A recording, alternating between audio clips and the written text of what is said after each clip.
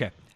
So, Steve, I want to start with the 360-degree view here. You have Pelosi and Mnuchin seem to be going back and forth. Trump is all over the place. One day he won't budge on anything. Next day he's willing to do more than Pelosi. It seems like we don't even know if they came to an agreement, Pelosi and Mnuchin, if the Republicans would go for it. But at the end of the day, they are squabbling over 1.8 trillion versus 2.2 trillion. $400 billion is a lot of money, but considering you, I know we have the 2.2 trillion, we have the 1.8 trillion. We could make it 3 trillion. We could make it 50 trillion if we wanted to. This is really just theater because obviously we have the money to go as big as we want. We're just living under this perpetual false paradigm that we don't have the money and we need to somehow find the money. Is that correct? Yeah, I mean that's part of it. I think the other part of it is, and it's a little bit more nuanced than that. I'm not, clearly I can't stand any of the people mentioned, but the fact is that there's an issue of control. What is the oversight on that money? We know the last time when they did a big, huge stimulus, there was no accountability on where the money went.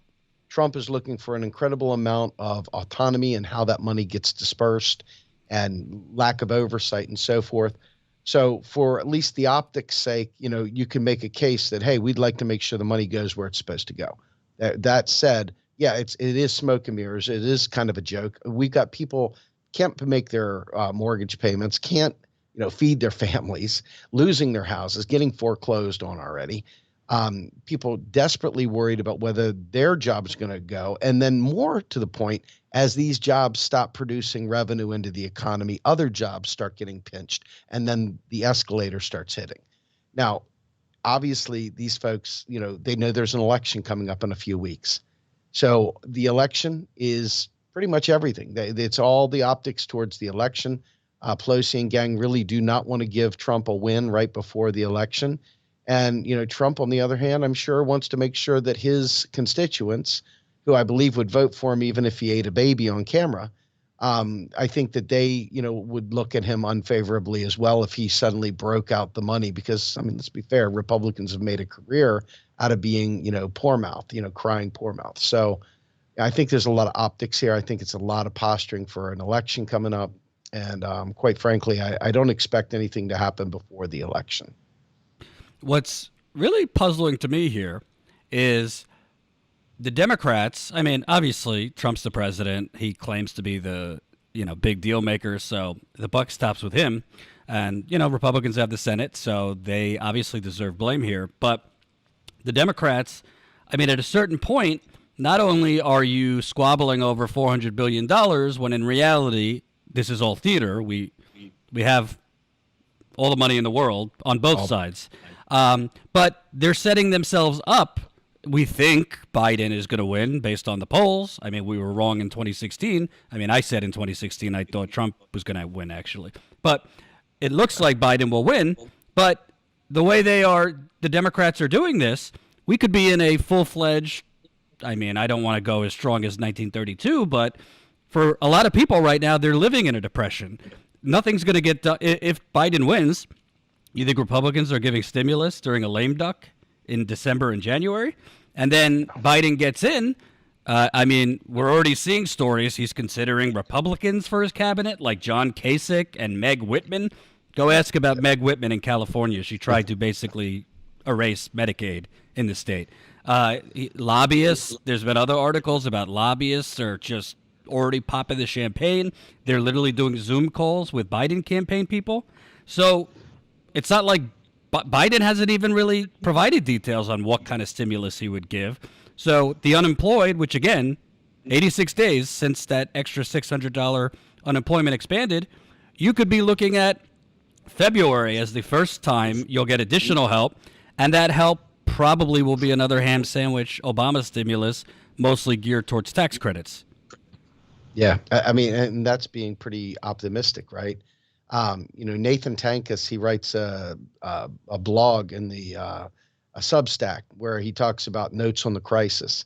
And he talked the other day exactly what you're saying. He said, his worst case scenario seems the most likely scenario with the election coming up, not being able to get it done in advance of the election, and then the lame duck session, as you stated. He said probably March before you see payments coming. So I think that you've got a real serious issue here, and it doesn't just impact the direct hit on the people without the money. Those people's their spending is someone else's income, and income right now is king because without having some income, I mean, there's literally nothing you can do, and it is terrifying. I wish that I could put see out just a little bit further to see how some of this is playing out. But I'm frankly worried about the way the election itself is going to go, and it's going to take away the focus on what we're talking about now, because so many of the Democrats are voting via mail-in ballots, whereas you can see Republicans clearly are very, very happy to go maskless to go ahead and drop their ballot in directly. And I can see a scenario playing out where on election day, you have Donald Trump winning by a landslide based on, people in-person ballots, and then waiting to count these other mail-in ballots, and then a whole bunch of invalidations. And this one has the wrong signature. This one didn't have the box fully filled in, hanging chads all over again. I could really see this dragging on to January, maybe even longer. And the fear of that, obviously, is what happened in 2000 was very contentious. I don't think the nation's still really recovered from Bush versus Gore either. I think that we're still suffering from that. Not that I really believe these elections really take what we're saying very seriously anyway. I really think a lot of this is theater. It's terrible. I hate feeling that way, but that's where I'm at, man. Yeah. What's amazing to me, the original coronavirus bailout, which, let's face it, was one of the grandest bank robberies of our time. I mean, it was literally McConnell, Trump stealing the Treasury, and Pelosi driving the getaway car. I mean, they gave $2 trillion to corporations who didn't need it, gave a lot of money to the airlines who are now laying people off when they were supposed to be keeping those people. Other corporations literally took that money and are buying back stocks with the coronavirus bailout money. Meanwhile, we're seeing horror stories of food lines around the country. We're seeing people rationing medication, people deciding between groceries and medication. And what's really incredible about it, there's been zero talk. I mean, I understand this isn't really how it works, but there has been zero talk on maybe we should reduce the military budget in this pandemic. Maybe we should cut other areas that we don't need. Or maybe, just maybe, we should do what Europe is doing quite seamlessly and just cover the payroll, since all these vaccine makers have had to pause their coronavirus vaccine trials. We don't know if there's going to be a vaccine in December, April, who knows? Why is there no discussion on why is, Biden says this is the United States of America. There ain't a damn thing we cannot do. Why is nobody mentioning, why don't we just do what our friends in Europe do? We're stronger economically than them. They seem to be able to keep people off the unemployment rolls. Why not any talk about that? So, we had the opportunity not too long ago to have Mark Cuban come and talk with Pavlina Trineva, who is the job guarantee guru, but she's also the guru of the concept of nationalizing payroll. And, we talked to Mark Cuban, and, he basically was like, yeah, this is not politically viable, blah, blah, blah. I think so much has been spent with Biden trying to distance himself from any kind of socialist label while he's been courting Republicans and so forth, that the idea of doing things that Europe does, which are largely seen as socialist, would really fly in the face. That would give that whole appearance that he is catering to the Bernie Sanders side, which he has sought through no shortness of words to distance himself from Bernie, saying repeatedly, I beat the socialists, et cetera. I think so much of this is optics. So much of this is to, bring those Republicans in the fold. You figure the center Republicans, center Democrats, all of a sudden you've got a unification of the party finally. I don't think they're worried about it. It's terrible. I hate to say this. so much of what's in his quote unquote platform sounds good. Some of it sounds really good compared to the others, not Bernie, but the others, right? But his language, the people surrounding him, they're already talking about reducing the deficit. They're already talking about unsustainable spending. They're already talking about those things. And we're seeing millions of people without health care, without jobs, and without income of any variety whatsoever. So, I don't have any faith whatsoever in Joe Biden, and I have no faith whatsoever in Donald Trump, and I have even less faith in Congress and the Senate coming together and making a move here.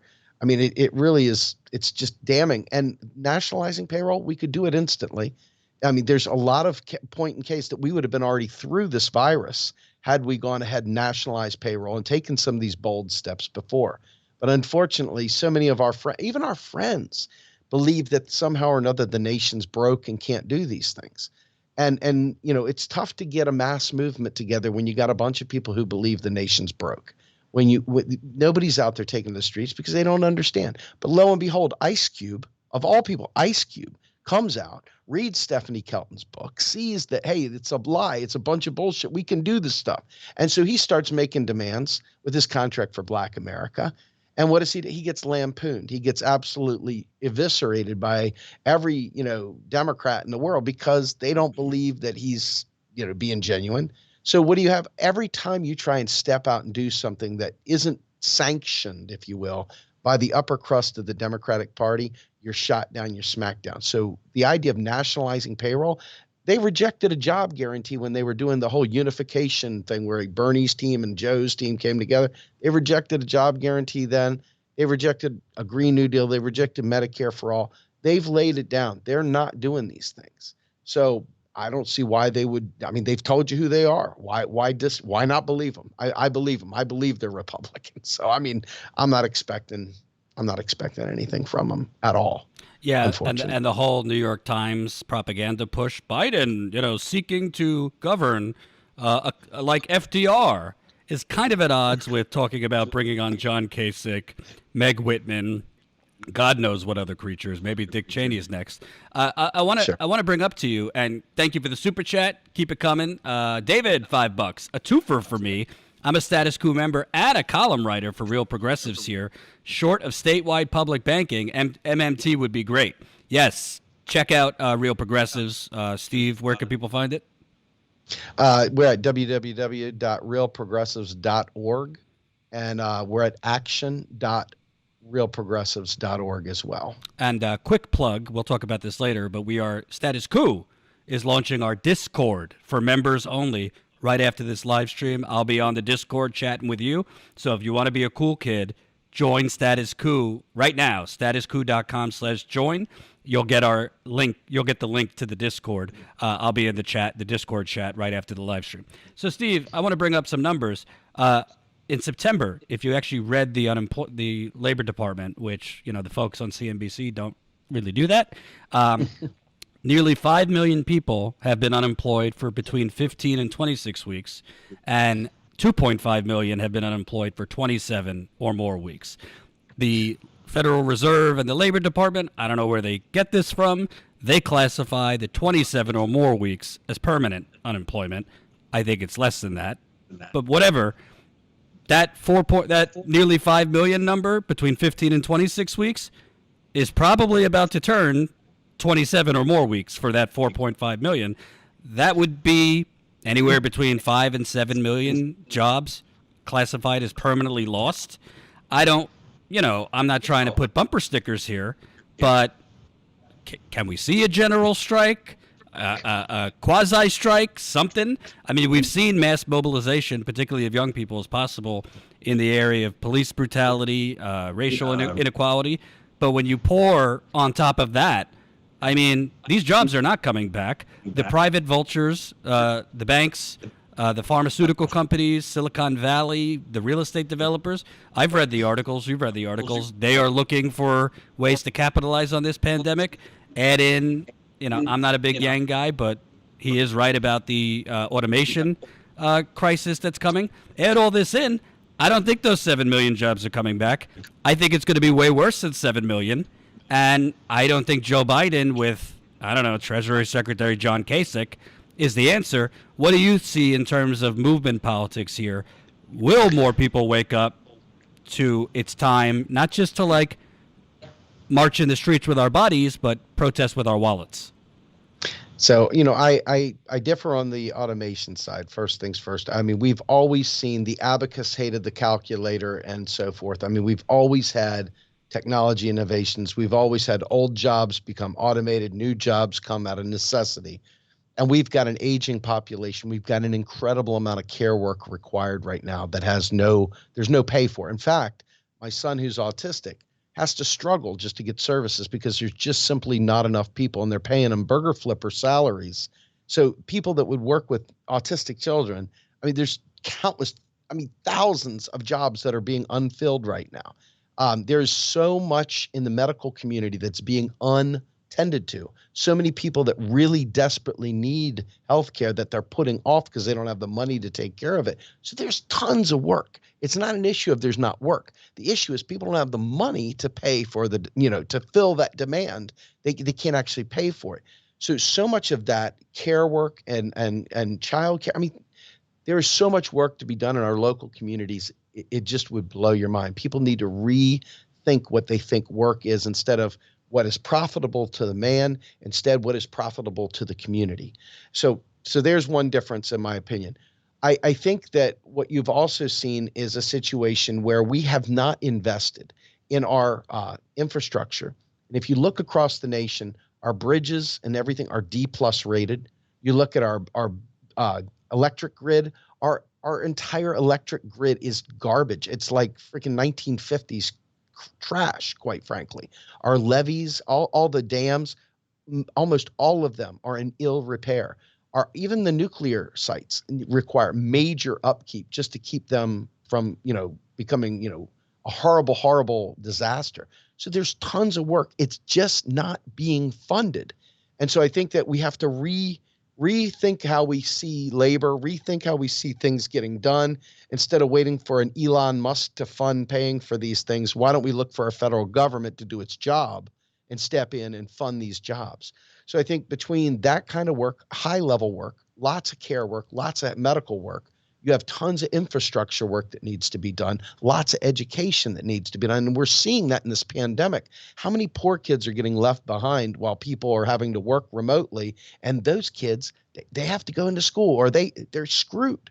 So there's so much that has to be done. I think we could do it. Problem is, we lack vision in our politicians and the people that are in position to make these laws. There are a small radical group of people doing it, but to the mobilization of people, when you lack vision, when you lack the ability to see the possibilities, it's almost impossible to mobilize people to do more. They're so worried about losing what little they have that you're going to see a lot of people, sadly, that upper middle, a lot of the people once if Biden gets elected, a lot of those people that were out in the streets for Black Lives Matter are going to be like back to brunch. And we know this. That's who they are. That's what history has shown time and again. It would be nice if that had changed. It would be nice to believe that we could get those people to see the suffering of some. And if one suffers, all suffer, and get that kind of mindset of unionization of the population, that would be fantastic. And yes, a general strike would strike some fear. But honestly, we don't have the numbers. And it's because they've caught just enough of us suffering, but not enough of us suffering, if you know what I'm saying, to make that actual thing happen. We talk to people that are suffering all the time. You and I, for sure. Problem is, there's too many people out there that aren't, and it wouldn't be so much of a problem that they aren't if they actually reached back and saw the people that are and said, I ain't going forward until you come with me.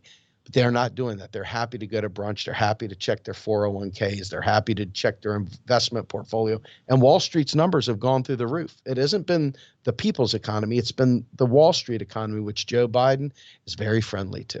So mobilization, I'd love to see it. I'm not feeling it. Well, I agree and disagree. One, I don't agree that they lack the vision. I believe they lack the integrity.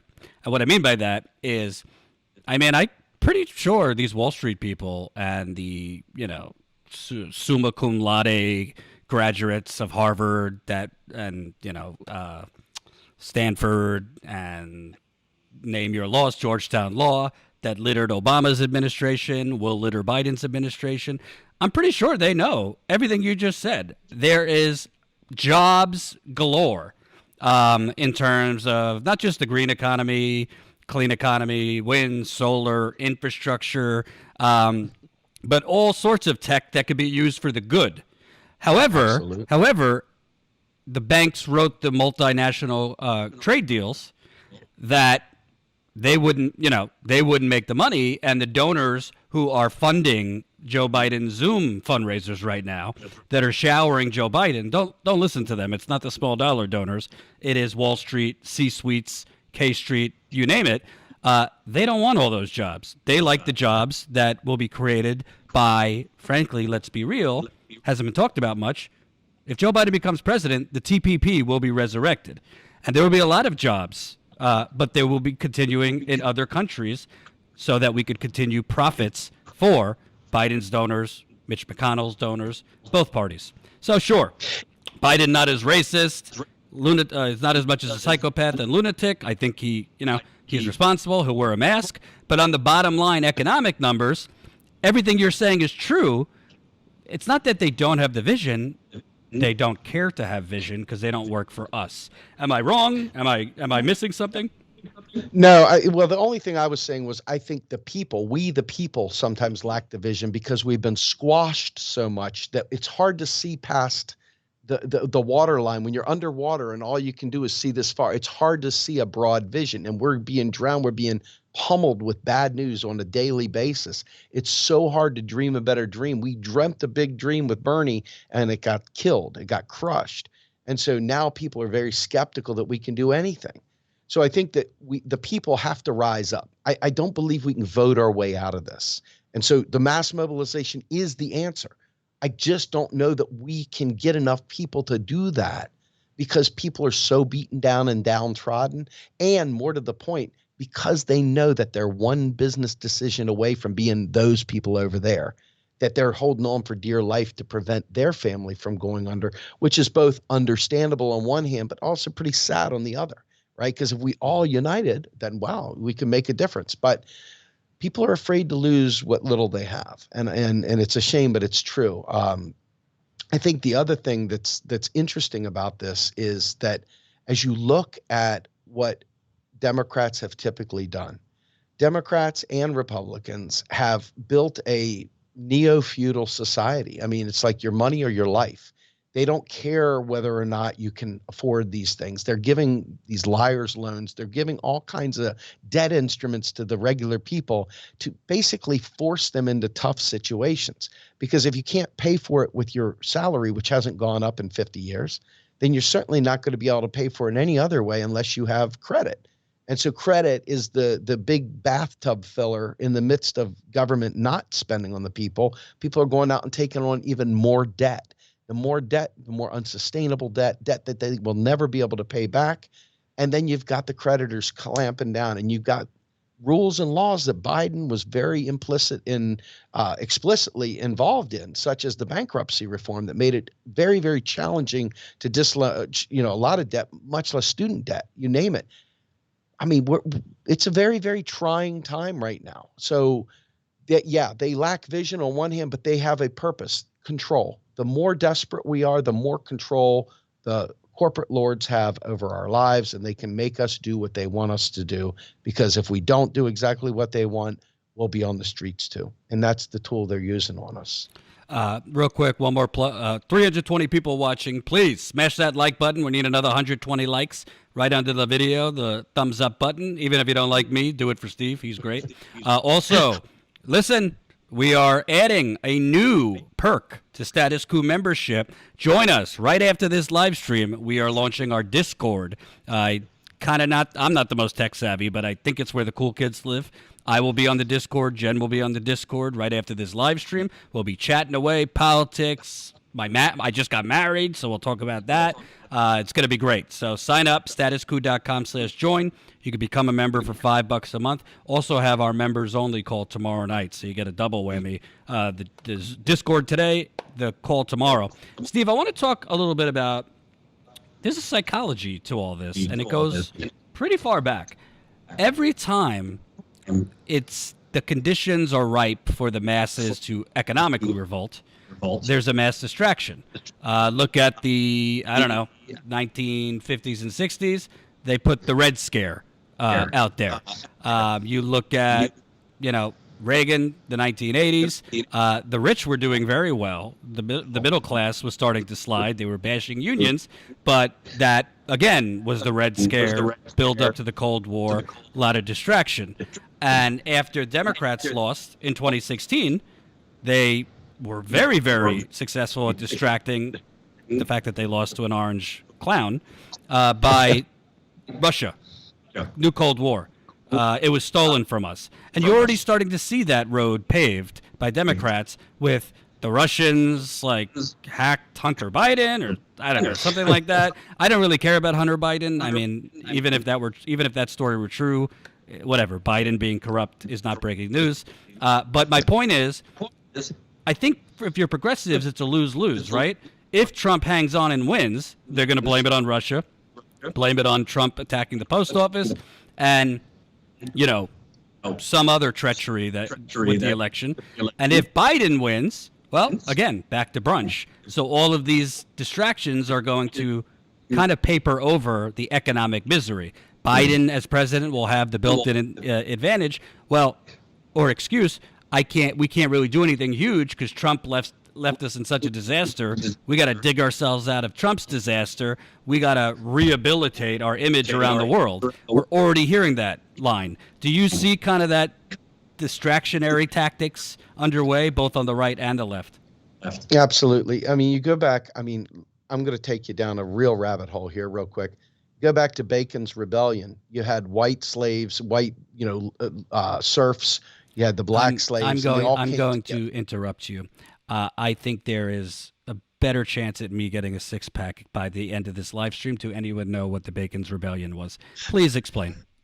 So Bacon's Rebellion, it was a situation in the colonies where, the slaves revolted, basically. The serfs and the blacks united for once, and they went to go after the wealthy landowners. And what do you know? You have wedge issues suddenly. They gave the white people just a little bit more, just to separate the class struggle. It was class-based for once. It wasn't white, it wasn't black, it was class. And so every time you see something like this happen, power understands that if I give enough of you guys just a little bit more breadcrumb, you're going to take it, and it'll be enough to disintegrate your unification. You see that every step along the way. I mean, remember what Malcolm X said. Malcolm X was clear. He was like, white people in general, are not going to help us. I mean, they're not. Martin Luther King Jr. was like straight up like, hey, the white moderate, they care more about law and order than justice. They're the ones I'm worried about. Every step along the way, every time you give somebody just a little teeny bit more, it separates everyone. And so this is going on right now as we speak. You watch them giving favor to Republicans to fill these cabinet spots. You watch them give favor to Republicans at the convention. You watch them absolutely kicking progressives on the side. There is once again another angle here by which they're obfuscating the issues, because the people that they're congregating with are the people that have means. They're the people that are not hurting here, and they can act like everything's okay. And while you're watching all the Schadenfreude go down, the economic issues get buried as they always do. The one thing that unifies all of us gets buried once again. And so, I think it's happening, but I think the point is there's a political analysis here. There's a socio-economic analysis, and there is a stratification analysis that keeps going on. Each step along the way through class struggle, you watch as the power elite find that wedge issue, find that way of sowing discord, sowing dissent, splitting folks apart. And what they did here was they threw Biden in the mix. Biden was the bad ointment. He's the pepper filled diaper rash cream that burns your ass even more. And so I to me, I think that you're going to watch once again an election fraud type deal go on. You're going to watch all kinds of other stuff, and the people that are suffering, that don't have a job, that don't have any money, they're going to be the last thing anyone's going to be talking about. The very last thing. But sure enough, you'll hear about them shooting someone or stealing someone's food. You'll hear about that. That's the one thing that'll make it to the headlines. But you won't hear about the fact that they can't feed their kids. You won't hear about the people that are trying to finagle shit so that they can be with their kids so they can go to school remotely or whatever, because they're in a goddamn pandemic. And yet they can't afford to actually feed their children or get them to school, because the kids, people, that have good jobs that are able to work remotely. And I've been blessed through this time. It's one of the very few times where I've had the ability to be home and work, not be home and be unemployed. So, I'm watching this as a person that's in a better position than some. And I'm saying, wow, this is incredibly unfair, but it's buried. No one's talking about it. Even now they're not talking about it. They're more focused on Orange Man bad. And I mean, there's no meaningful analysis about the situation at hand right now at all. And the discussion you see with Pelosi and Mnuchin and Trump, et cetera, I'm telling you right now, it's all just so that they can tell their constituents that they've been doing it. If there is a bill, and look, if there's a bill, shit, I mean, who am I to say? I'll be thrilled for people. That's important. But I don't see it happen. I think this is a lot of political theater, a lot of posturing. Get through the election, and you'll be lucky if you see any. You definitely won't see anything happen in a lame duck. Definitely not. Well, the other element here, and we know who runs the country. I mean, I call it the United Corporations of America for a reason. The banks run the country. The corporations run the country. So Yes. even if, for argument's sakes, they strike a deal tonight, let's just put it at two trillion, and it reinstates, I don't know, $400 extra a month unemployment, which is not enough, but better than nothing. Another round of $1,200 checks, which is again crumbs, but better than nothing. That's literally the country we live in. Crumbs. There's another Titanic coming that nobody's talking about. Even if you get short-term relief, do you think they're perpetually going to just keep extending the evictions on moratorium? The moratorium on evictions? I mean, New York extended it. A bunch of states have extended it through the end of the year, but they're not forgiving it. They're not canceling it. So the money is going to come due, let's say January 1st in some cases, or February 1st, or whatever. The banks own those mortgages. The banks, if you live in an apartment complex or a condo complex, your landlord took out a mortgage or borrowed money at the bank. The bank is breathing down their neck. And because the banks are going to own Biden, the banks own Trump if he stays there, the forgiveness will end. And they're not going to think twice. I mean, Obama let it happen in 2009, 10, and 11. You're going to see mass foreclosures, mass evictions, and they're going to say it's fine because, well, we have a vaccine now, so tough luck, folks.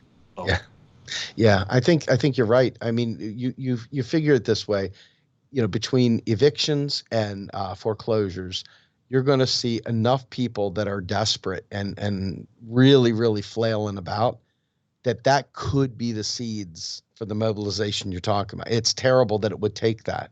It's just awful that it'll take that. But it really does, unfortunately, come with tragedy to get people moving. Because I don't know whether it's some psychological thing that we block the staring at reality. It's too hard, so we kind of make up a false narrative to kind of keep life livable. I don't know. But I think a lot of people are in great denial right now as to how bad it really is. And I think unfortunately it's gonna hit us like a ton of bricks. I know a lot of the mortgage relief ends January 1st or January 31st, somewhere in that vicinity.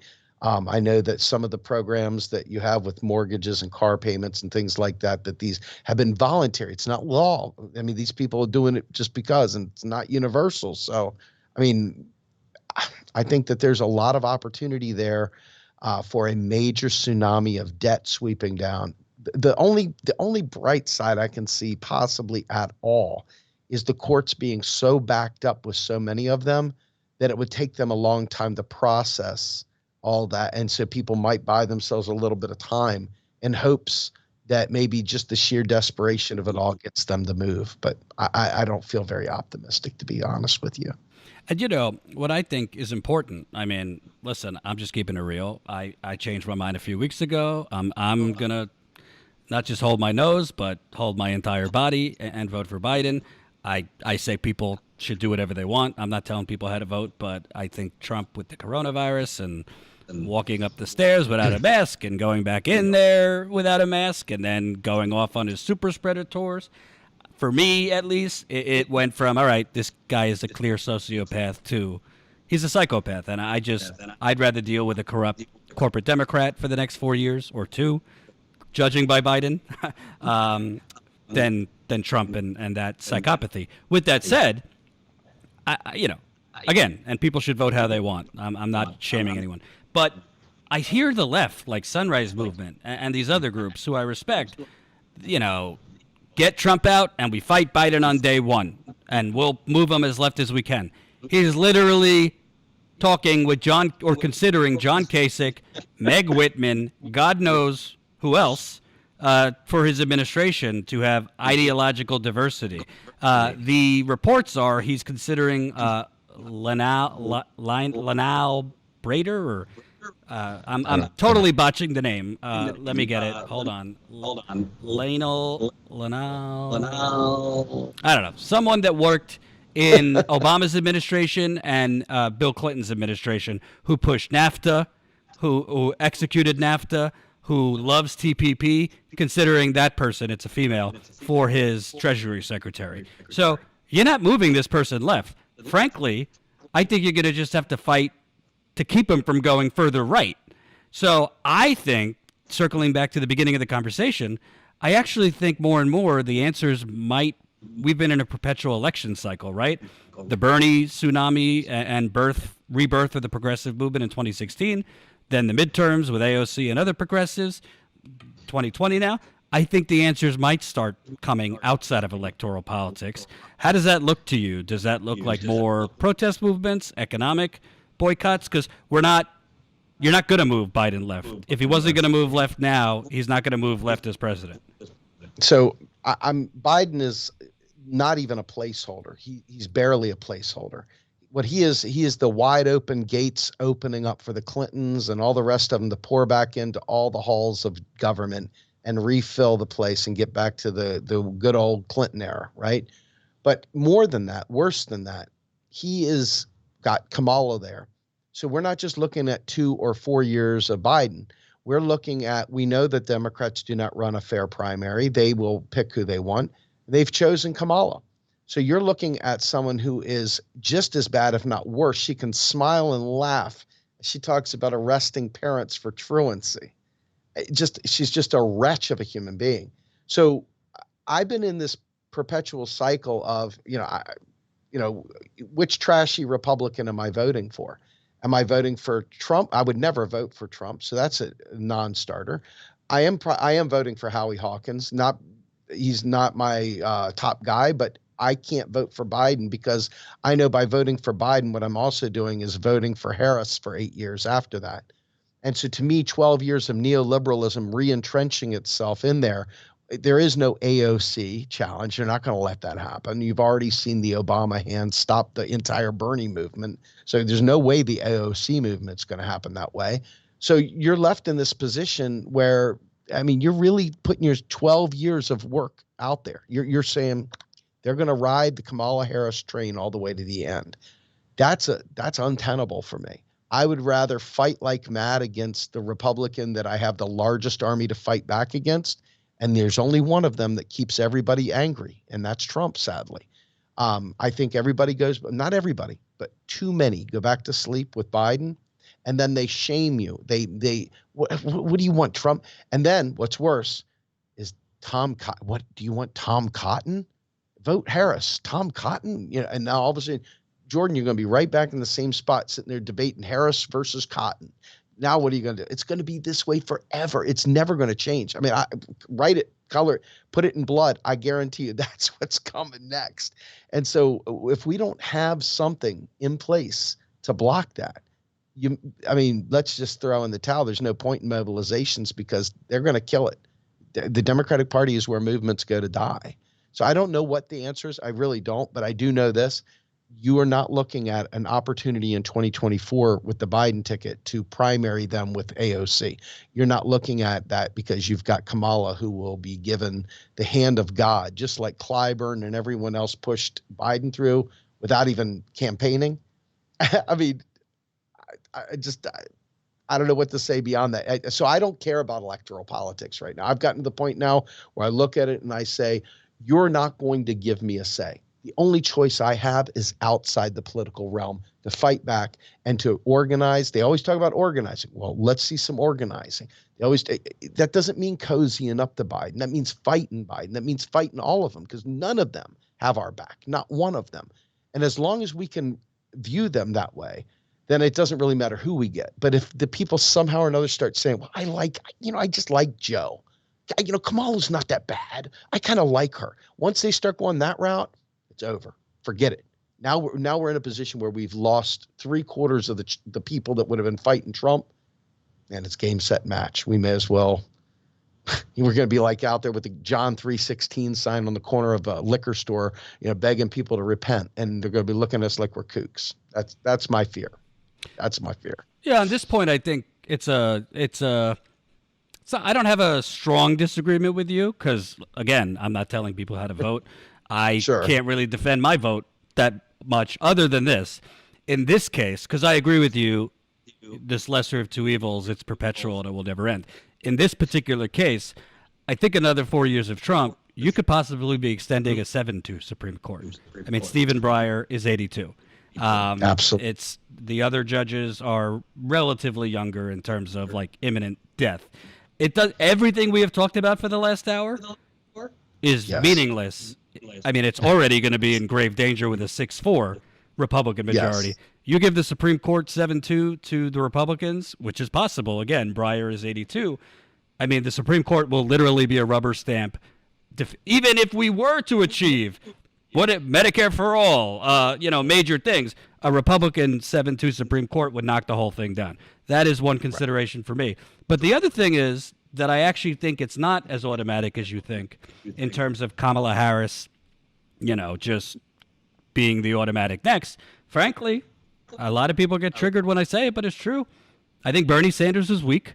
I love the man, but he was 10 days. He was 10 days away from clinching that nomination. Greg Palast says it well. I've interviewed Greg Palast. They cannot rig the elections all the time. If you win with a cushion, they can't steal it every time. And this is somebody who has exposed election fraud, mass purging. He knows his stuff. I actually think, this is just theoretical, but if you had like a Nina Turner type candidate who ain't going to call Kamala Harris her friend, who would go for her jugular, who would actually, there would be no line. She would campaign, whether it's her or like a more our style progressive. She would campaign quasi like Trump did without the racism. But you're a puppet. You're this. Call them by their names. I actually think a weak candidate. I think Joe Biden could have been defeated, frankly, by a weaker progressive than Bernie. I think he could have been defeated by a Sherrod Brown, who's not super progressive. I think he could have been defeated one-on-one by Buttigieg. We keep talking about like, oh no, it's automatic. They're just going to rig it. We don't have a say. We actually do have a say. It's just that Bernie, for reasons that I hope one day I'll understand, chose to kind of like go up to the line, but never go further. I mean, if Trump was running remember Trump's RNC speech. If you had the pure energy and stamina to follow that horror show, there was one line that was great, Steve. He said, Biden went and talked about, being a working class hero during the day, and then he went and sold you out and kissed the donors at night. That was the line that Trump gave. If Bernie would have run on that, name your 2024, I don't know if it would be AOC, but some progressive, I think I agree with you. We can't think exclusively in electoral politics anymore. I don't think it's as automatic as you think. But putting all that, I hope you're right. I hope you're right. oh, I I hope really I'm do. right I mean, too. I Because don't want to be right. what's the point of waking up in the morning if I'm not? I don't want to be right. You know what I mean? Like of Yeah. all the things in the world that I don't want to be, I don't want to be right. Right. But I have been repeatedly convicted that when you have people like Derek Hamilton, Sarah Nelson, AOC, Stephanie Kelton hanging out with Joe Biden's team, and they don't cave in on any issue. I mean, none. That tells me. Now I have friends that are advising people, in high places, and they tell me the old guard's dying off, Steve. There's change coming. So there's my hope. I hate to say it like that, but there's my hope. But honestly, I think that the better prepared we are to build networks and really network and really resist and not become buddies with these people, but recognize they're there to serve us. And if they don't, hit them hard. I think we have a chance that way.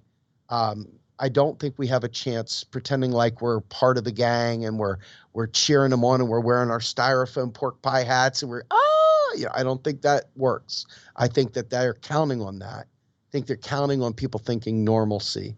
So again, I hate to be right. I hope I'm wrong. I really hope I'm wrong. I want hope, but the only hope I'm seeing right now is external to the political realm. I mean, we got to influence politics, but I don't think it's going to be at the ballot box. Well, here's my thing, and we'll end on this because I know you got to go. Number one, and again, I'm actually a Bernie supporter. I'm not Sure. throwing him out with the bathwater like some. He did some things wrong that I will gladly talk about. I think we are having a dramatically different conversation right now.